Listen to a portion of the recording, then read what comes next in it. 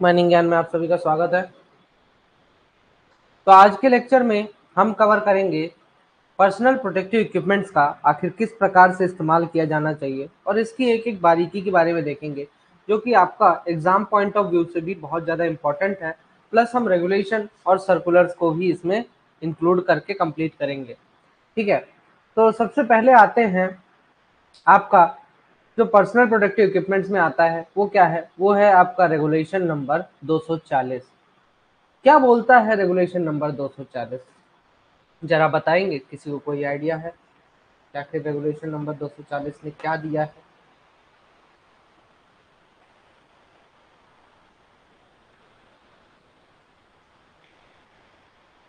No idea? सब ढीले ढाले हो गए हो। मैं यहाँ पे आपको सर्कुलर वगैरह के बारे में भी बताते चलूंगा साथ साथ में कि सर्कुलर में क्या बोलता है। ठीक है, तो आपका रेगुलेशन नंबर 240 में बोलता है use supply and maintenance, use supply and maintenance maintenance of protective footwear. Very good, protective footwear.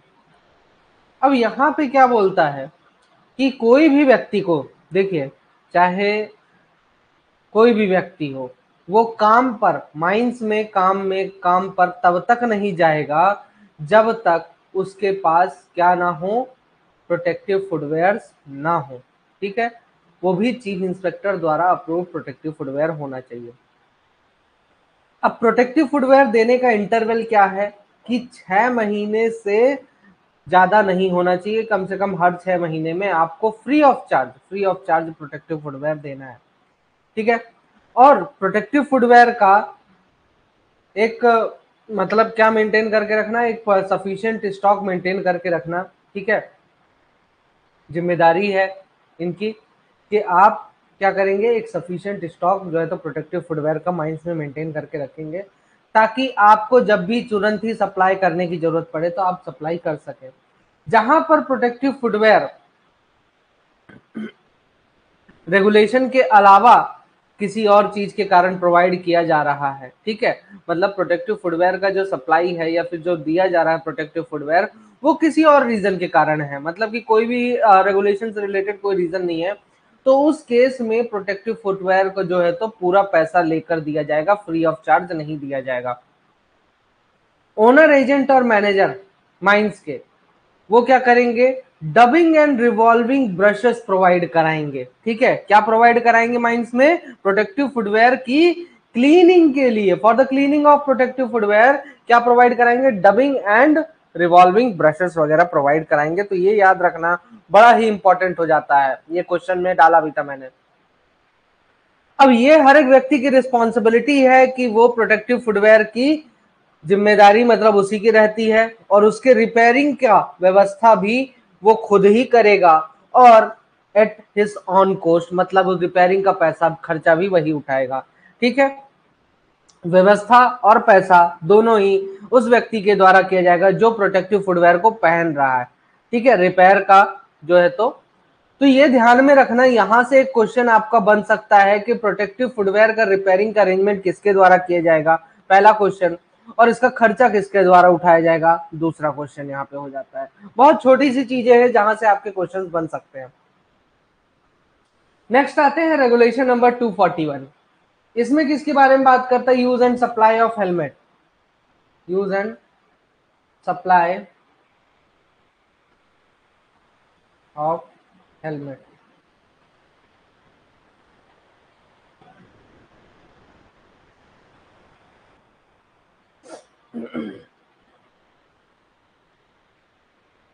कौन से का क्वेश्चन जी, no person shall go into or work or be allowed to go into or work in a mine,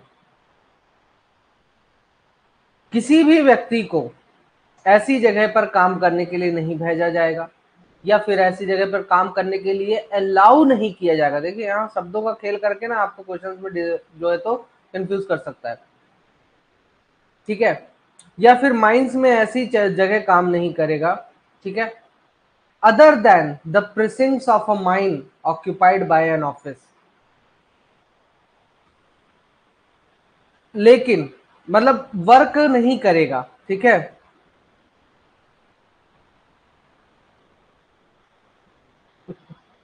work नहीं करेगा जब तक कि उसने क्या ना पहना हो, हेलमेट ना पहना हो। लेकिन कहां पर वो बिना हेलमेट के जा सकता है? ऑफिस में, माइंस ऑफिस में, ठीक है, कैंटीन में जा सकता है, क्रैश में जा सकता है, रेस्ट शेल्टर्स में जा सकता है, फर्स्ट एड रूम में जा सकता है, या फिर इनके जैसी ही कोई दूसरी बिल्डिंग में अगर वो जाना चाहे तो जा सकता है बिना हेलमेट के भी, कोई दिक्कत नहीं है, ठीक है। तो ये ध्यान में रखना। Provided that where the chief inspector is of the opinion that due to special circumstances, अब चीफ इंस्पेक्टर का एक ओपिनियन है कि भाई आपका हेलमेट पहन पाना रीजनेबली पॉसिबल नहीं है या प्रैक्टिकेबल नहीं है, तो वहां पे चीफ इंस्पेक्टर आपको बोल सकता है कि भाई ठीक है, आपको एग्जेम्पशन देगा। चीफ इंस्पेक्टर क्या देगा? एग्जेम्पशन देगा कि चलो ठीक है यार, आप हेलमेट मत पहनो, ठीक है। दूसरा, तो पहला हुआ कि चीफ इंस्पेक्टर का ओपिनियन बन रहा है, ठीक है, चीफ इंस्पेक्टर बोल रहा है कि बाबू हम समझ पा रहे हैं ऐसी कंडीशन है कि हेलमेट पहनना पॉसिबल नहीं है, तो एक काम करो मत पहनो, एग्जेम्पशन दे दिया, ठीक है। दूसरा condition, it is not necessary or reasonably not practicable for a person.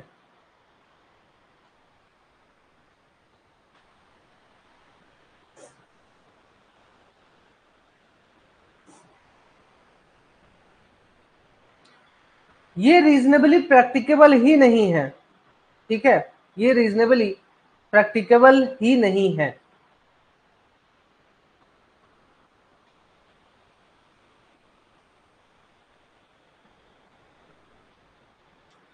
दूसरा, class of person in going in to work, मतलब क्या हो जाता है कभी कभार, ध्यान से सुनिएगा, कि एक पर्टिकुलर कैटेगरी के व्यक्ति हैं जो कि आपका उनको प्रैक्टिकल, उनके लिए प्रैक्टिकेबल नहीं है, ठीक है, एक पर्टिकुलर ग्रुप के लिए यह चीज प्रैक्टिकेबल नहीं है कि वो लोग हेलमेट पहन के काम कर सकें, तो उस केस में भी जो है तो क्या हो सकता है, आपको एग्जेम्पशन दिया जा सकता है। ऐसे व्यक्ति जिनको पहन पाना पॉसिबल नहीं है, या फिर वो ऐसी जगह पे काम करते हैं कि उनका पहन पाना पॉसिबल नहीं है, ठीक है, तो उसके लिए भी, हाँ बिल्कुल, अगर उनको नहीं पहनना है तो वो नहीं पहन सकते, है ना। तो पर्टिकुलर किसी ग्रुप को, तो ध्यान में रखिएगा, यहाँ पे तीन चीज आती हैं, तीन ऑप्शंस बनते हैं एग्जामेशन के लिए। आपका एग्जामेशन में तीन चीजें, तीन पॉइंट्स आते हैं। पहला पॉइंट की चीफ इंस्पेक्टर का ओपिनियन, चीफ इंस्पेक्टर का ओपिनियन पर, ठीक है, या फिर नॉट प्रैक्टिकेबल, नॉट प्रैक्टिकेबल। अब not practicable cable, not practicable में दो चीजें आ जाती हैं, कौन कौन? एक तो कोई भी व्यक्ति को, किसी भी व्यक्ति को पहन पाना पॉसिबल नहीं है, ठीक है, किसी भी व्यक्ति को पहन पाना पॉसिबल नहीं है। दूसरा, क्लास ऑफ व्यक्ति, क्लास ऑफ पर्सन, इनके लिए भी पहन पाना पॉसिबल नहीं है, तो उस केस में भी आपका हेलमेट पहनने से एग्जेम्पशन दिया जा सकता है। तो ये तीन चीजें हैं, आपको ध्यान में रखनी है, ठीक है।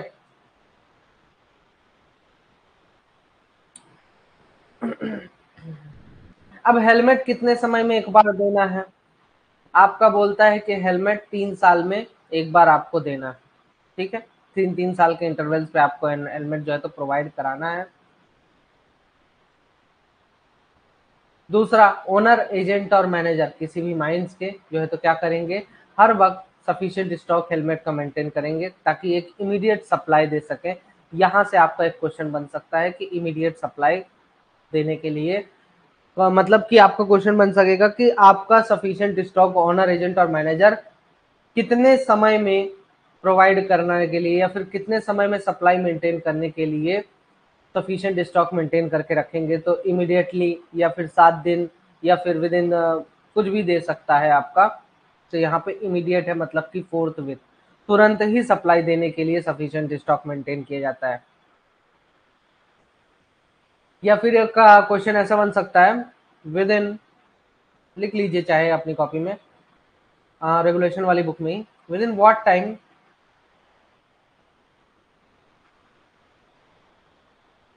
ना,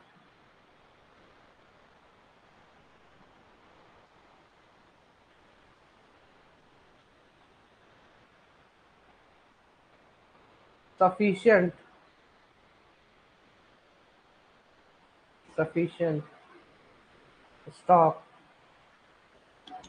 of helmet is maintained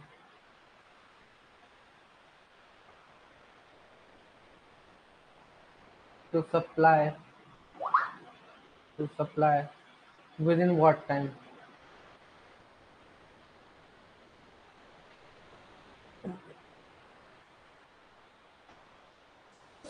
ठीक है, कितने समय में जो है तो सप्लाई करने के लिए सफिशिएंट स्टॉक हेलमेट का मेंटेन किया जाता है? तो इमीडिएट सप्लाई, क्या आंसर हो जाएगा? इमीडिएट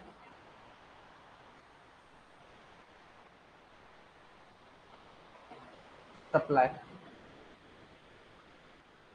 ठीक, देखिए क्वेश्चन आपका बहुत छोटी सी चीज से ही क्वेश्चन आपका बन जा रहा है, यहाँ से लेके यहाँ तक आपका, ये भी, ये इसको भी डाल सकता है, when need for the same, immediate supply ना डाल के आपका मान लीजिए क्या डाल दिया, when need for the same arises, ठीक है, ये डाल देगा, तो कंफ्यूज मत होना, या ये रहेगा तो भी आंसर सही है, इस पे टिक करोगे तो भी आंसर सही है, लेकिन इसको भी ध्यान से पढ़ना, बीच में नॉट लगा दिया तो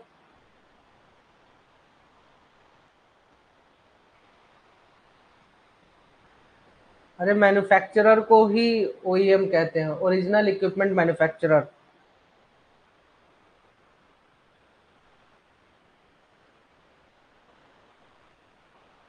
अब प्रोवाइडेड दैट जब आपका हेलमेट एक्सीडेंटली डैमेज हो जाता है, ठीक है, कि आप मतलब लेजिटिमेट यूज कर रहे हो, कैसा यूज कर रहे हो, लेजिटिमेट, एक क्वेश्चन यहाँ से ही बन जाएगा, ठीक है, कि आप लेजिटिमेट यूज कर रहे हो, मतलब सही तरीके से इस्तेमाल कर रहे हो, आपने कोई भी गड़बड़ नहीं की, लेकिन फिर भी एक्सीडेंटली अगर आपका डैमेज हो जाता है, तो उस केस में ओनर, एजेंट और मैनेजर क्या करेंगे, उस हेलमेट को तुरंत ही फ्री ऑफ कॉस्ट क्या करेंगे, रिप्लेस कर देंगे। लेकिन अगर रेगुलेशन में जो बोला गया है उसके अलावा अगर आप क्या करते हो, हेलमेट को किसी प्रकार से नुकसान पहुंचाते हो, या इसके अलावा अगर हेलमेट का सप्लाई किया जाएगा, तो इसका पूरा पेमेंट जो है तो लेकर फिर किया जाएगा। इसके अलावा सप्लाई करने का मतलब ये है कि देखिए, हेलमेट आप प्रोवाइड करा रहे हो, ठीक है, हेलमेट आप प्रोवाइड करा रहे हो, हेलमेट को रिसाइकल, अब वो तो कंपनी के हाथ में है ना यार, रिसाइकल करना है कि नहीं करना है, वो तो कंपनी के हाथ में है कि उसको रिसाइकल करके कुछ और बनाना चाहे तो, या आप दे सकते हो रिसाइकल के लिए।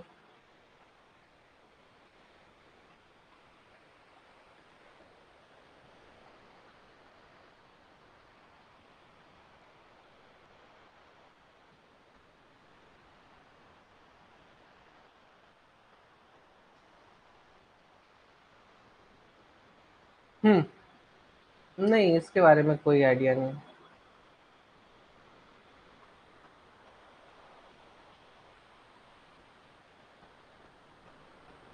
नहीं, ऐसा कुछ नहीं है, हम उन्हें ओल्ड हेलमेट्स कभी वापस नहीं करते हैं। आपका जो हेलमेट डैमेज हो जाता है वो आप मतलब वापस नहीं करोगे, वो माइंस में ही रहे आते हैं, फेंक देते हैं इधर उधर, बस ऐसे ही कचड़े में चला जाता है।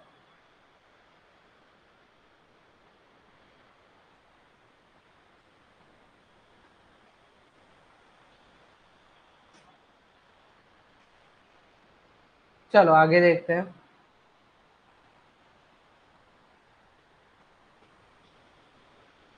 तो आपका ये जो चीज, ये लाइन ध्यान से देखना, इसको ध्यान से समझिए, इसमें दो तीन अर्थ निकलते हैं आपका, ये जो फाइनल वाला दिया हुआ है, ठीक है, इसमें क्या बोल रहा है, ये क्वेश्चन लिख लिए हो ना सब लोग, मिटा दो इसको, जगह कम पड़ रही है। देखिए इसमें क्या है, क्या बोलता है कि जहां पर आपको हेलमेट प्रोवाइड कराना है, अदरवाइज देन, मतलब कि रेगुलेशन में जो स्पेसिफाई किया गया, रेगुलेशन में हर जगह स्पेसिफाई कर दिया, जैसे एक्सीडेंटली डैमेज हो गया तो आप हेलमेट प्रोवाइड करा दो, हर 3 साल के इंटरवल्स पे आप हेलमेट प्रोवाइड करा दो। रेगुलेशन में क्या स्पेसिफाई किया, देखना ध्यान से समझना। यहां से एक क्वेश्चन मैं आपको बना के देता हूं, और कहाँ कहाँ हेलमेट प्रोवाइड कराने की बात किया कि भाई जब भी कोई वर्क पे जाए,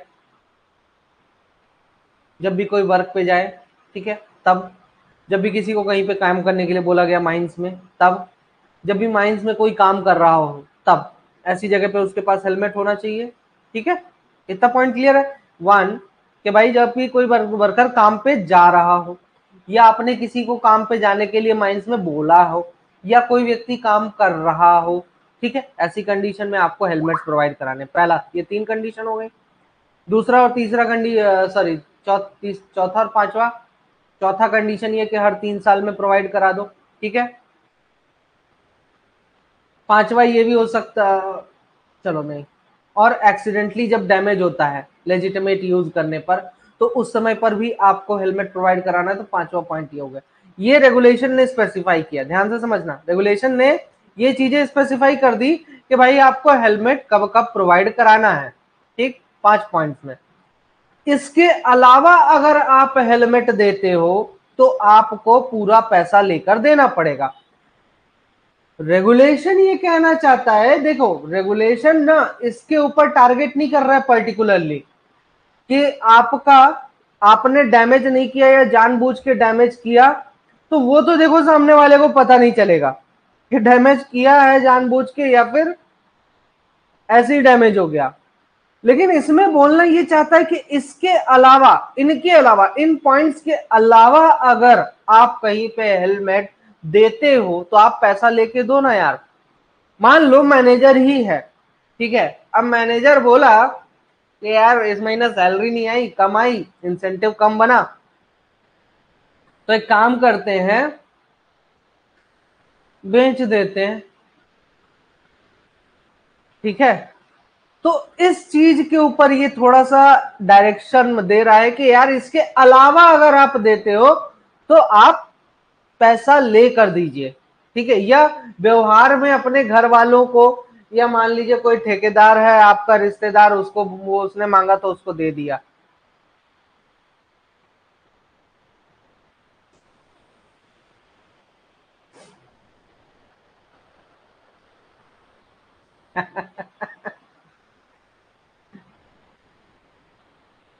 हो सकता है। आई बात समझ में? तो यहाँ पे ना रेगुलेशन, ये जो वर्ड लिखा है ना, other than as specified in this regulation, इस रेगुलेशन में जो भी चीजें स्पेसिफाई की गई हैं उसके अलावा अगर आप क्या करोगे, हेलमेट को दोगे किसी को, तो आपको पैसा लेकर देना पड़ेगा। सीधी बात। 5 पॉइंट, अरे कुछ नहीं यार, 5 पॉइंट क्या, आप हेलमेट कब कब दोगे, हेलमेट कब कब प्रोवाइड कराना है, जब भी कोई व्यक्ति काम पे जा रहा हो माइंस में, ठीक है, या फिर किसी को आप माइंस में काम करने के लिए अलाउ कर रहे हो, या कोई व्यक्ति माइंस में काम कर रहा है, तो 3 पॉइंट ये हो गए। उसके बाद हर 3 साल के इंटरवल पे आप प्रोवाइड कराओगे हेलमेट। और पांचवा पॉइंट हो जाता है कि अगर एक्सीडेंटली डैमेज हो जाता है सही तरीके से यूज करने पर, तो उस केस में भी आप हेलमेट प्रोवाइड कराओगे। तो ये 4-5 कंडीशन क्या थी, free of cost helmet provide कराने की कंडीशन थी।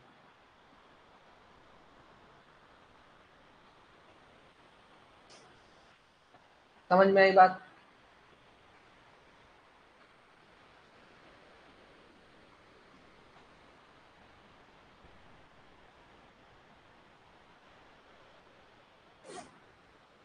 चिंदी चोरी, अरे वाह। हमारे इंडिया में ना 1-1 रुपए भी भीख मांगो और सभी दे देंगे तो 130 करोड़ के मालिक बन जाओगे।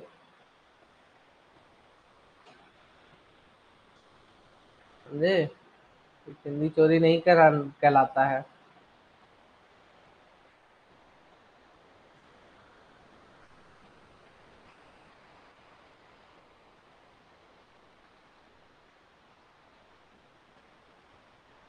242 very tough years to the regional inspector. अब 242 में क्या बात करता है?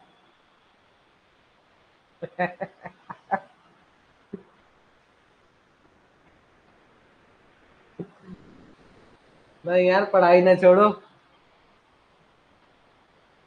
पढ़ाई जरूरी है। 242 में क्या बोलता है? सप्लाई ऑफ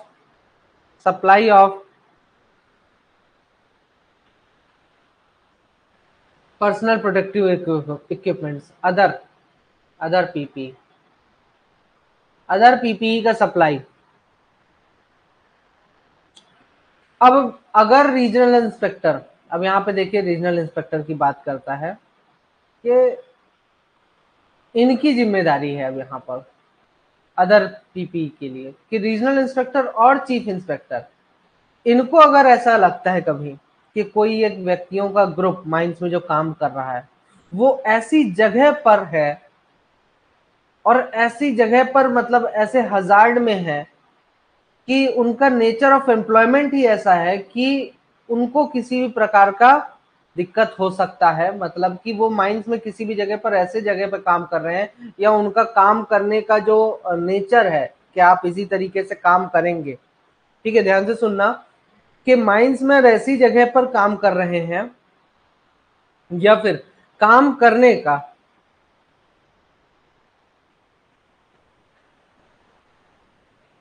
काम करने का जो तरीका है वो इस प्रकार का है कि वो ना चाहते हुए भी हजार्ड में एक्सपोज्ड है, ना चाहते हुए भी हजार्ड में एक्सपोज्ड है। देखिए दो चीजें बोला है कि कोई भी व्यक्ति या क्लास ऑफ व्यक्ति ऐसी जगह पे काम करता है कि हजार्ड में एक्सपोज्ड है, या फिर नेचर ऑफ एम्प्लॉयमेंट मतलब उस व्यक्ति का काम करने का तरीका ही ऐसा है कि उसे हजार्ड में या फिर किसी भी प्रकार के ऐसी जगह पर काम करना पड़, मतलब हजार्ड डेवलप हो रहा है।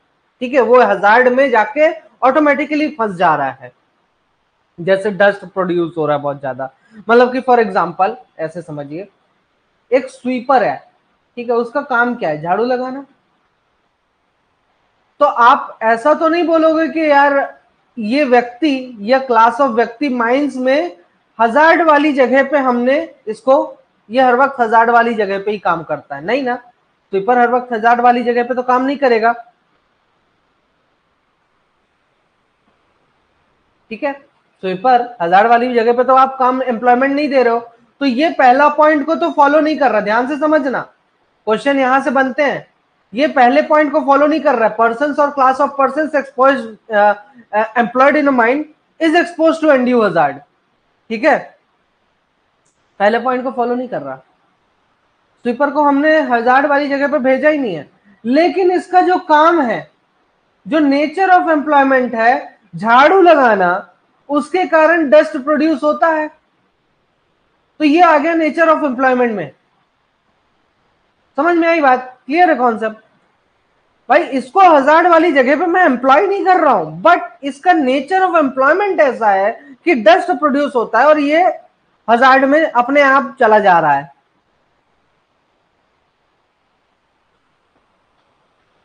क्लियर है? बिल्कुल। ट्रिलर नेचर ऑफ एम्प्लॉयमेंट उसका जो है तो कैसा है कि वो ऑटोमेटिकली डस्ट जनरेशन में हजार्ड वाली कंडीशन में पहुंच जा रहा है।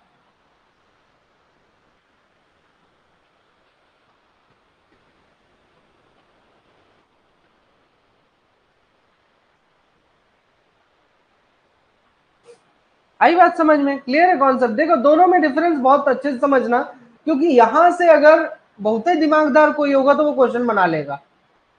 ठीक है, बहुत छोटी सी चीज है और यही चीज हम मिस कर जाते हैं। रेगुलेशन ना, ये जितनी बार पढ़ता हूं मैं, मेरे को खुद उतनी बार कॉन्सेप्ट क्लियर होता है।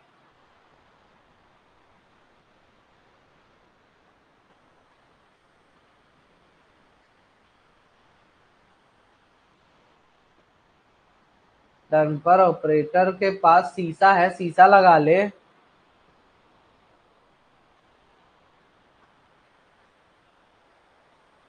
अच्छे डंपर्स प्रोवाइड कराओ, क्यों बिना एसी वाला डंपर प्रोवाइड कराते हो?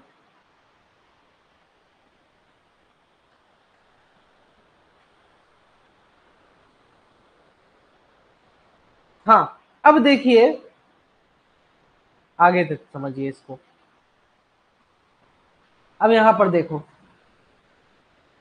अब ये चीफ इंस्पेक्टर और रीजनल इंस्पेक्टर को ऐसा महसूस हुआ कि इस व्यक्ति को क्या है, मतलब मान लीजिए किसी व्यक्ति को इन्होंने बोला या किसी क्लास ऑफ पर्संस को इनको लगा, ऐसा महसूस हुआ कि इनको प्रोटेक्टिव इक्विपमेंट प्रोवाइड कराने हैं। ठीक है, प्रोटेक्टिव इक्विपमेंट प्रोवाइड कराने, तो ये क्या करेंगे, राइटिंग में एक ऑर्डर देंगे। किसको? ओनर, एजेंट और मैनेजर। देखो किसको, कौन ऑर्डर दे रहा है राइटिंग में?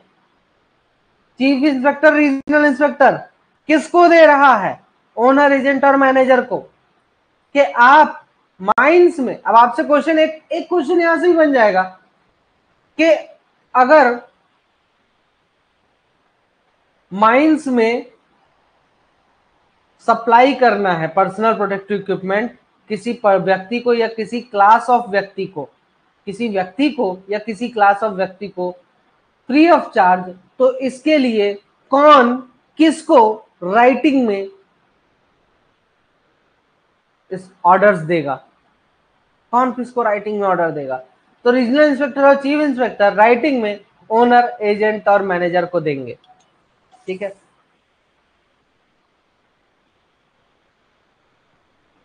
अब क्या क्या चीजें प्रोवाइड कराना है पर्सनल प्रोटेक्टिव इक्विपमेंट्स में? जैसे कि ग्लव्स हो गया, गॉगल्स हो गए, शिन गार्ड्स हो गया, रेस्पिरेटर हो गया, या फिर और भी जो स्पेसिफाइड किए गए हैं ऑर्डर में, जो बोला गया है, जो भी ऑर्डर में बोला गया है वो प्रोवाइड कराना है। जरूरी नहीं है कि सारी चीजें एक साथ बोल दे। ऑर्डर में मान लीजिए कोई एक इक्विपमेंट की बात किया तो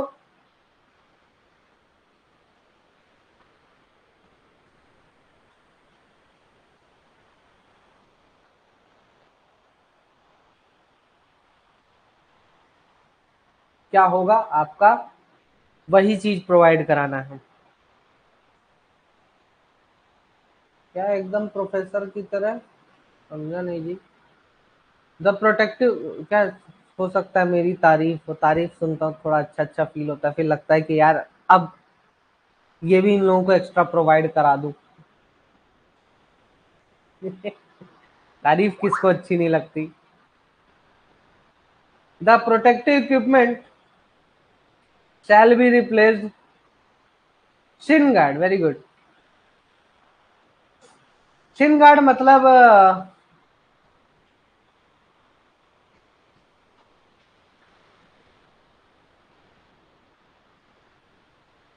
फुटबॉल खेले हो? नहीं खेले हो तो खेलो। शिन गार्ड की फोटो नहीं लाया यार। अरे ये हम, ये क्या चल रहा है? तुम काहे चल रहा है जी? बंद हो। अरे ये घुटने के नीचे, घुटने के नीचे जो लगाते हैं, पैड, मतलब कि क्रिकेटर्स जो पहनते हैं।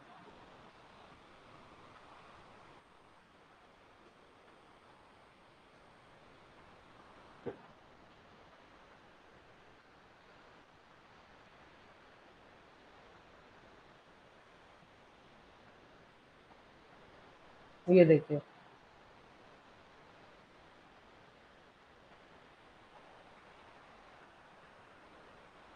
ये है शिन गार्ड।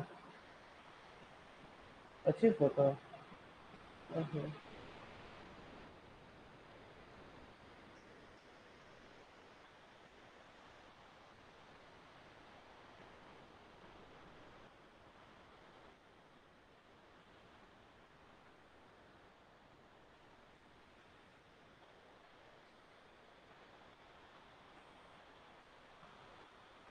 हाँ, सॉक्स के अंदर, सॉक्स के ऊपर, जैसा पहनना हो पहन सकते हो। वो सबका अपना अपना फंडा रहता है। अलग अलग शिन गार्ड अलग अलग हिसाब से बने रहते हैं। फुटबॉल का अलग आता है, क्रिकेट का अलग आता है, जैसा कि आप देखे ही होंगे।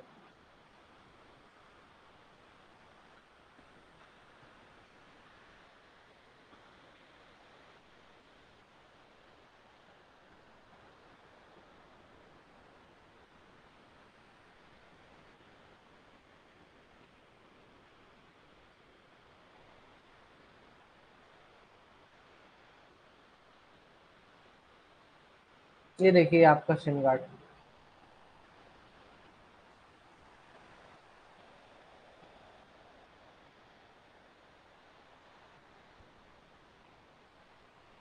सेफ्टी शूज भी देखना, सेफ्टी शूज भी देखना।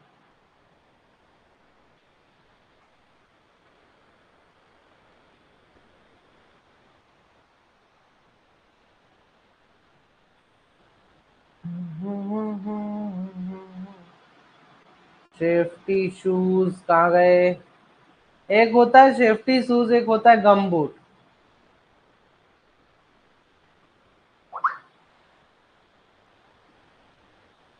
पता है ये चीज? एक होता है सेफ्टी शूज और एक होता है गम बूट।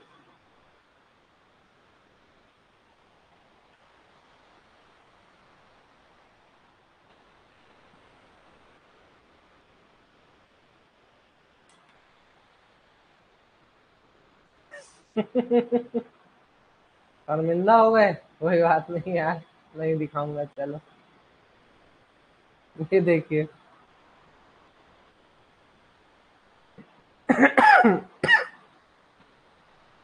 तो ये आपके सेफ्टी शूज हैं, ठीक है। अब आते हैं रेगुलेशन नंबर 243 पे। ये आपका शिन गार्ड है। इतना शानदार फोटो, फुटबॉल अच्छी लग रही मेरे को तो मेरा साइन ले ले तो ज्यादा बेहतर है।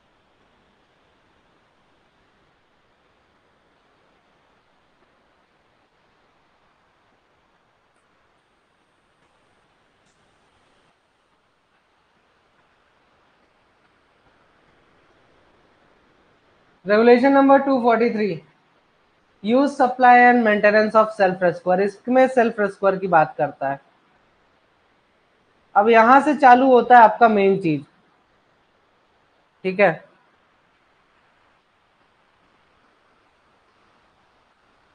हाँ हाँ, सेम होता है, सेम होता है।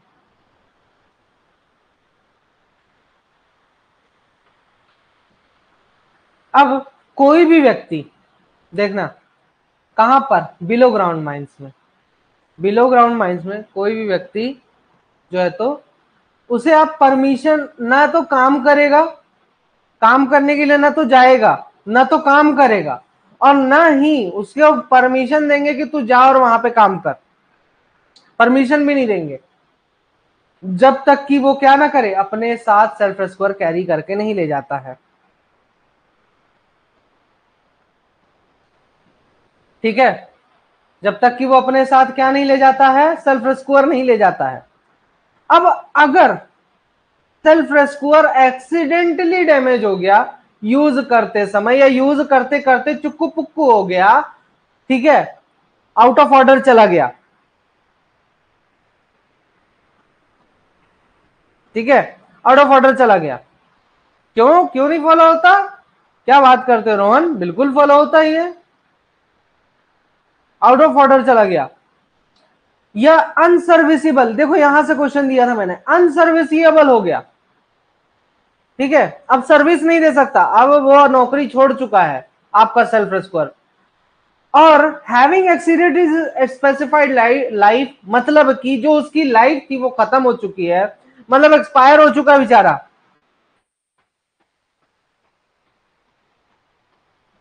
और हैज बीन यूज्ड, या फिर यूज कर लिया गया है, ठीक है। कंडीशन देखो, accidentally damage number 1, number 2 goes out of order, number 3 becomes unserviceable, number 4 expiry date आ गई, स्पेसिफाइड लाइफ को एक्सीड कर चुका है, and has been used number 5। ये 5 पॉइंट याद रखना, 5 पॉइंट याद रखना बहुत जरूरी है।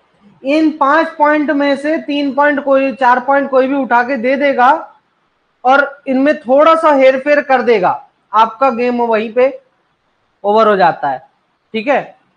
तो ध्यान से पढ़ लो, एक्सीडेंटली डैमेज्ड ड्यूरिंग यूज, एक ये पॉइंट हो जाएगा। गोज आउट ऑफ ऑर्डर, ठीक है, becomes unserviceable, having exceeded its specified life, or has been used. ऐसी कंडीशन में ओनर, एजेंट और मैनेजर सेल्फ रेस्क्यूअर को क्या करेंगे, यही पूछ लिया तो क्या करेंगे, तो रिप्लेस करेंगे। कितनी समय में करेंगे?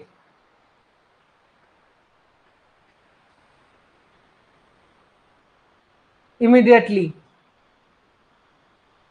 सवाल पूछो, रेगुलेशन पढ़ने का सबसे सही तरीका है सवाल पूछते जाओ।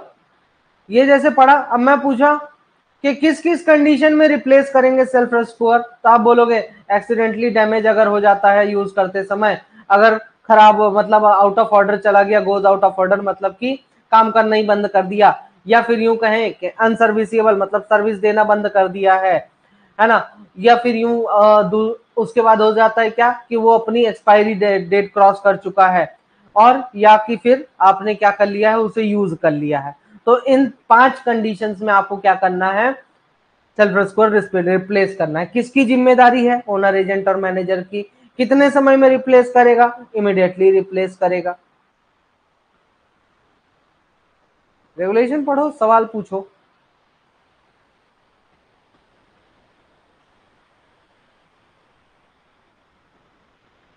अब देखो, कायदे से देखा जाए तो पॉइंट 2, 3, 4 तीनों एक ही चीज बोल रहे हैं। पॉइंट 2, 3 और 4 तीनों एक ही चीज बोल रहे हैं, लेकिन क्या है ना, वो वर्ड्स का खेल है कि यार कभी कभार बोल देता है अरे ये तो आउट ऑफ ऑर्डर चला गया, अनसर्विसिएबल नहीं है। ठीक है भाई, जैसे कि आपका पैनल हो गया, डिस्ट्रिक्ट हो गया, है एक ही चीज, लेकिन हर बार पैनल और डिस्ट्रिक्ट क्यों लिखता है रेगुलेशन? कि रेगुलेशन ये कहना चाहता है कि मान लो किसी ने पैनल बुलाया, किसी ने डिस्ट्रिक्ट, अरे भाई साहब बात तो एक ही है ना।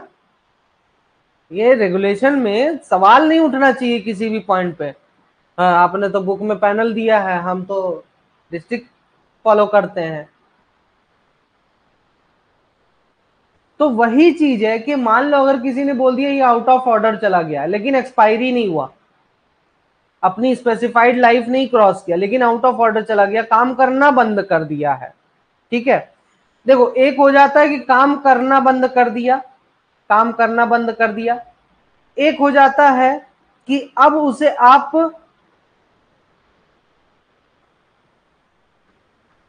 वही है यार, एक ही चीज है, एक ही चीज है, डिफरेंस कुछ नहीं है। ठीक है, चौथे वाले में उसमें डिफरेंस है, इन दोनों में कोई डिफरेंस नहीं है। अनसर्विसेबल हो गया और काम करना बंद कर दिया। नहीं, ऐसा नहीं कह सकते।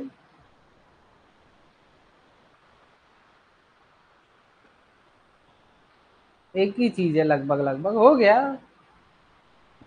इतना डीपली मेरे को भी नहीं समझ में आ रहा है। द ओनर, एजेंट और मैनेजर ऑफ एवरी माइंड। चलो आगे बढ़ते हैं, देखता हूं अगर कुछ मिलेगा समझ में आएगा फिर से पढ़ने पे तो बता दूंगा।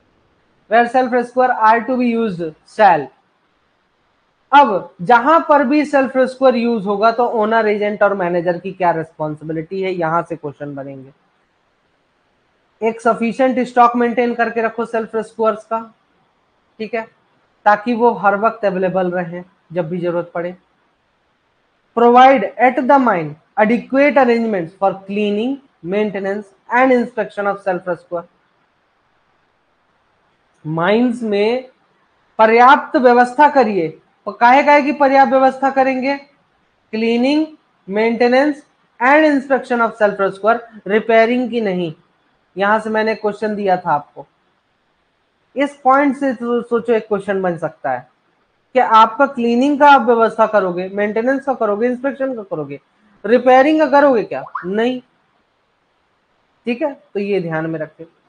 हर एक व्यक्ति जिसको भी सेल्फ रेस्क्यूअर चाहिए, ठीक है, मतलब कि जिसको भी सेल्फ रेस्क्यूअर यूज करना जरूरी है, ऐसे व्यक्ति जिनको सेल्फ रेस्क्यूअर यूज करना जरूरी है, उनको जो है तो ट्रेनिंग प्रोवाइड कराना है कि सेल्फ रेस्क्यूअर कैसे यूज करें।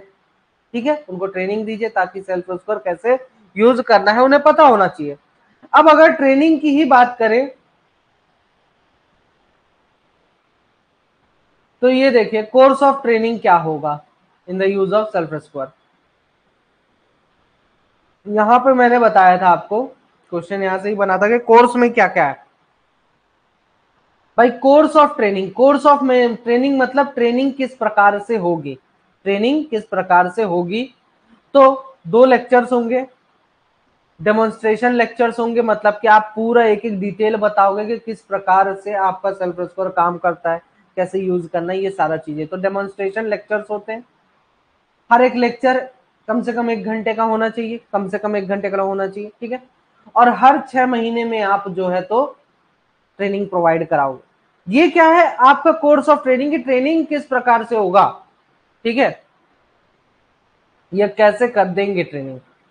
अब ट्रेनिंग में क्या क्या चीजें टॉपिक आप कवर करेंगे, ठीक है। दोनों में हल्का सा ही डिफरेंस है, कोई बहुत ज्यादा डिफरेंस नहीं है। बस ये क्या है, देखो ऐसे समझ सकते हो।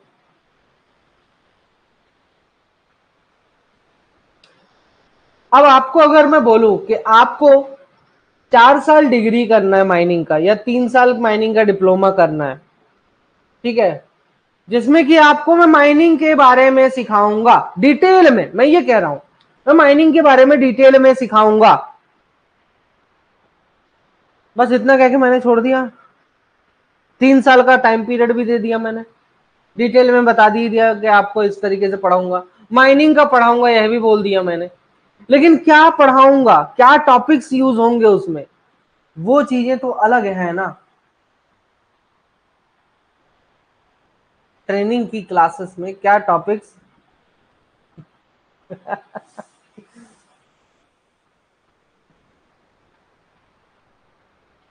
कवर करना है वो अलग है, वो सब्जेक्ट अलग है, ठीक है।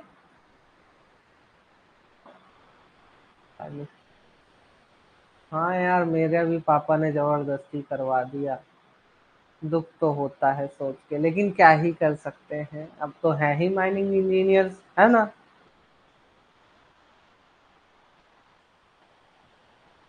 Brief about noxious gases which may present in the atmosphere of below ground coal mines। Noxious gases के बारे में हमें डिटेल में बताना है, ठीक है, कि जिनके कारण अंडरग्राउंड माइंस में खतरा हो सकता है, पहली चीज। तो किसके बारे में बताओगे, सबसे पहले गैसेस के बारे में, सबसे पहले गैसेस के बारे में बताना है, ठीक है।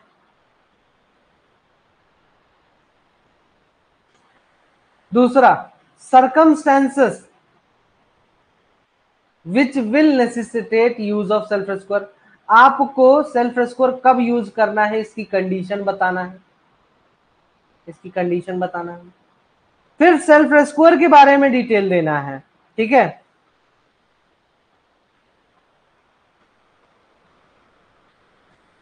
अब उसके बाद सेल्फ स्कोर को ले जाने के पहले आप क्या क्या चीजें चेक करेंगे, इसके बारे में आपको टॉपिक बताना है, ठीक है। तो ये टॉपिक भी रहेगा कि भाई एक्सटर्नल डैमेज तो नहीं है, कलर इंडिकेटर क्या दिखा रहा है, और सील तो टूटा हुआ नहीं है, ठीक है।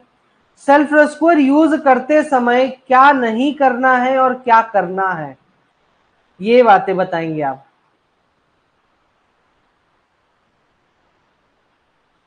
अगर आपको सेल्फ रेस्क्यूअर यूज करते समय किसी भी प्रकार की दिक्कत होती है, डिस्कंफर्ट फील होता है, तो उसको कैसे ठीक करें, ये आप सिखाएंगे। एस्केप रूट्स के बारे में बताएंगे, रेफ्यूज चैम्बर्स के बारे में बताएंगे, चेंज ओवर स्टेशन के बारे में बताएंगे। सेल्फ रेस्क्यूअर को पहनने और यूज करने का जो है तो आपको बताना है, कम से कम 30 मिनट वाले सेल्फ रेस्क्यूअर के मदद से, ठीक है। कम से कम 30 मिनट वाला सेल्फ रेस्क्यूअर का जो है तो इस्तेमाल करके आप क्या कर सकते हो,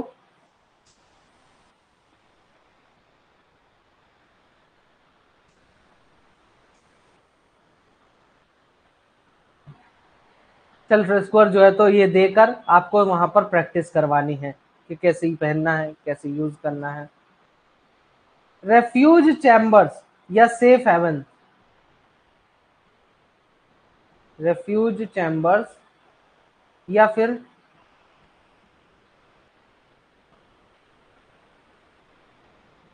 सेफ हेवंस, एक ही चीज है, ठीक है। हेवन है, heaven, not heaven, heaven sir,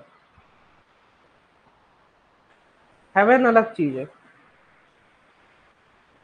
अलमारी, हेवेंस, अलमारी।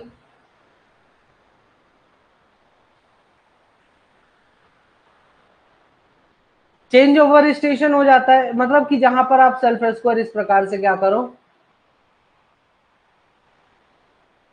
नहीं जी, हेवन वो वाला स्वर्ग नहीं जाना है।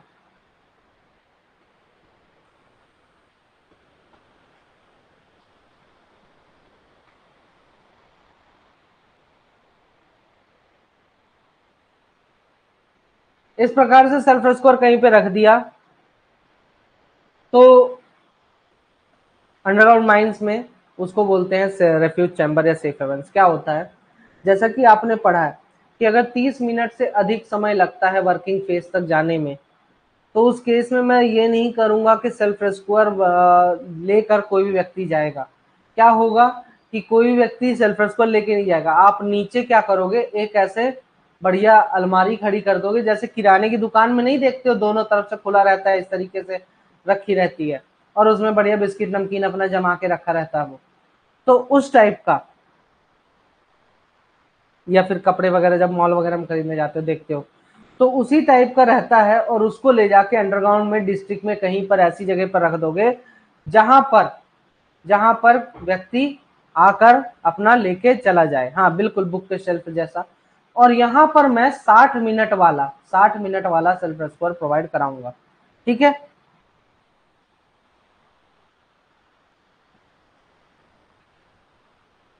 डिस्कलर, डिस्कलर नहीं, उसमें एक छोटा सा ऐसे जगह होता है, मतलब ब्लू कलर का दिखाई देता रहता है उसमें सेल्फ स्कोर में। एक सेकंड में सेल्फ स्कोर दिखाता हूँ, पहले भी दिखा चुका हूँ यार सेल्फ स्कोर।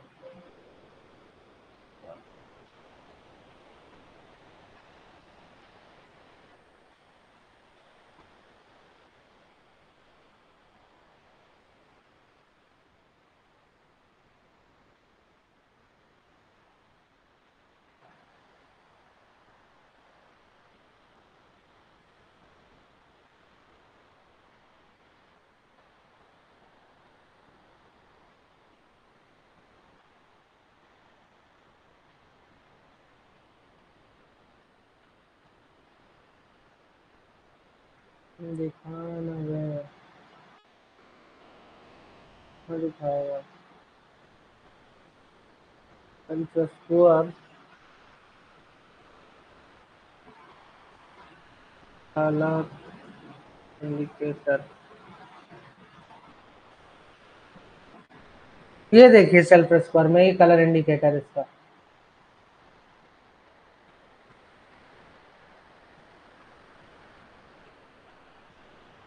दिखाता हूँ एक सेकंड।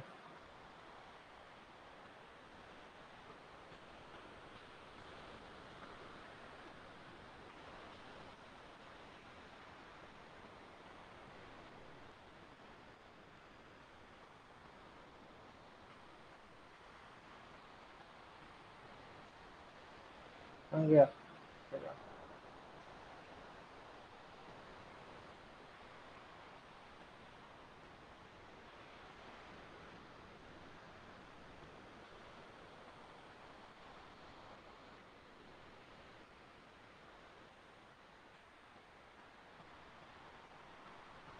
एक सेकंड बस, बस बस बस बस। आ गए अपने लेक्चर पे।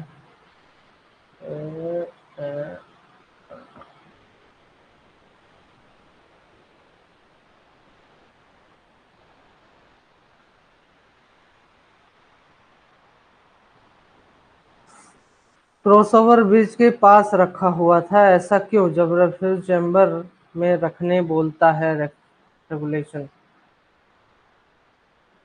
तो क्रॉसओवर ब्रिज के पास कैसे रखा हुआ था, मतलब किसी चैम्बर में ही रखा होगा ना, शेल्फ वगैरह में।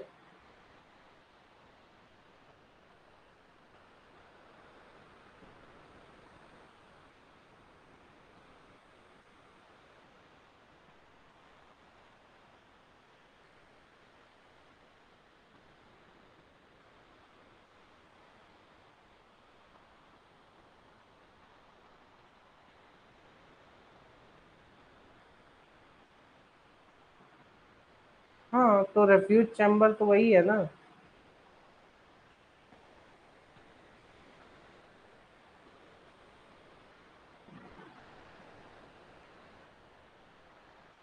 हाँ, शेल्फ को ही तो बोलते हैं refuge chamber.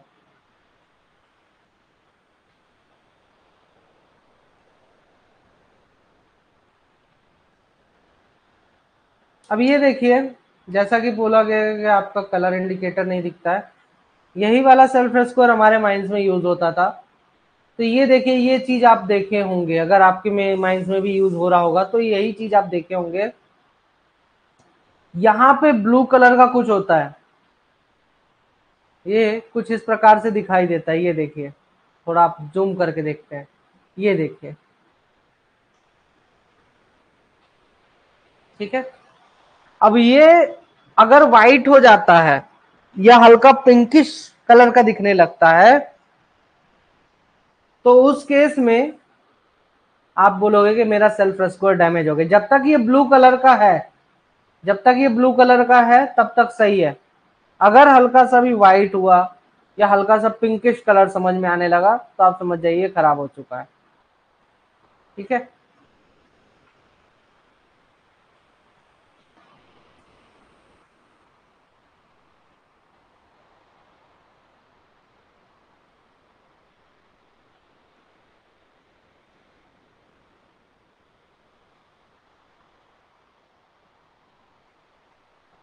Proper quality assurance, storage, maintenance and use of filter self score. अब सेल्फ स्कोर सर्कुलर क्या बोलता है, सेल्फ स्कोर के बारे में क्या बोलता है, इसको अगले लेक्चर में देखें। क्या भाई लोग, अब आता है यहां से आपका सर्कुलर स्टार्ट होगा, 1 घंटे का और है।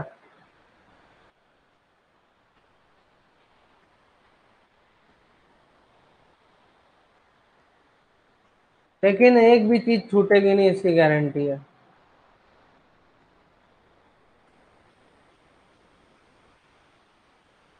चलो, चलो ठीक है। तो अभी के लिए इतना ही। कैसा गया मॉक टेस्ट, अब बताओ मॉक टेस्ट के बारे में कैसा गया।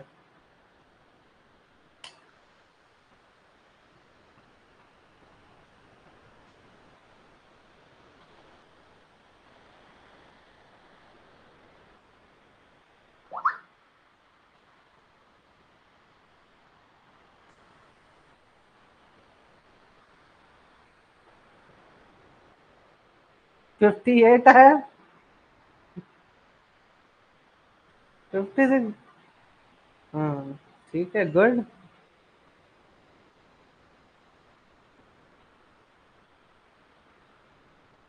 10 गलत हो गया, अरे बाप। मतलब फिर भी 70 पहुंच गए हैं। अरे बाप रे, 86। अरे रोहन, तुम नींद में दिया तो ये हाल है, अरे बाप रे।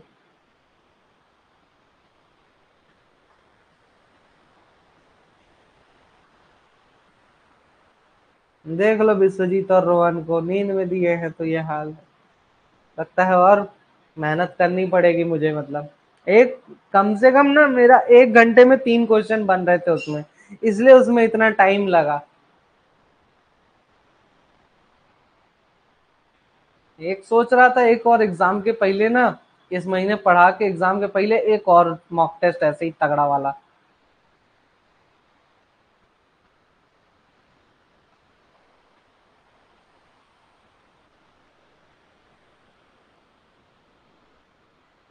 टाइम लगा, किसका किसका आउट ऑफ टाइम हो गया था।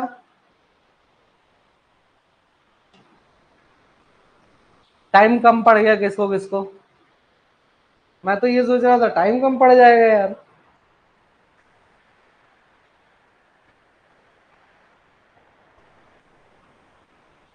अच्छा,